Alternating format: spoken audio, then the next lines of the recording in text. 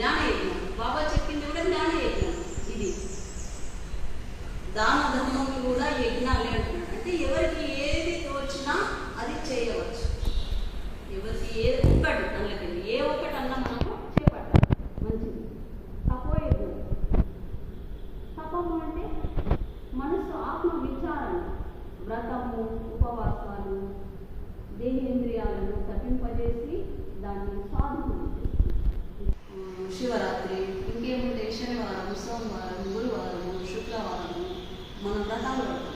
ఉపవాస వ్రతాలు ఎందుకు పడతాము? శరీరాన్ని అన్నం కొద్దిగా ఒక పూట పెట్టక మన కంట్రోల్లో ఉంచుకోవడానికి, ఆరోగ్యం కొరకన్నా ఉపవాసం చేయాలి. ఇది కూడా ఒక అంటే మనసు తప్పింపజేస్తాం. దాన్ని తపోయజ్ఞం అంటుంది.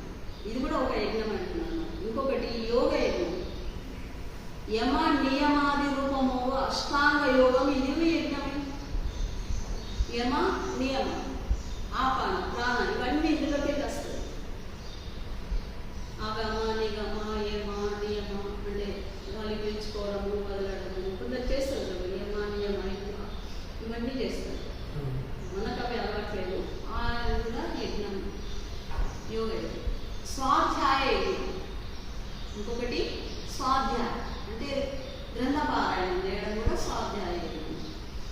వేదాధ్యయనము, శాస్త్ర పఠనము, అందరి అర్థంను బాగుగా తెలుసుకొని అనుష్ఠించడం అంటే ఆచరించడం. ఇది కూడా ఒకనొక యజ్ఞమే. ఇది కూడా యజ్ఞం కిందకి వస్తుంది. ఈ ప్రకారంగా జనులు వారి వారి సంస్కారము, అభిరుచిని బట్టి అనేక విధముల మార్గములను చేపట్టి యజ్ఞములను ఆచరించుతూ చిత్తశుద్ధిని చేసుకొని చివరకు పరమాత్మను చేరుచున్నాం. ఏదో ఒక యజ్ఞం పడుతున్నాం. అన్ని యజ్ఞాలు ఎవరితోటి కాదు. మనకు ఏదైతే అది కొందరు అన్నదానం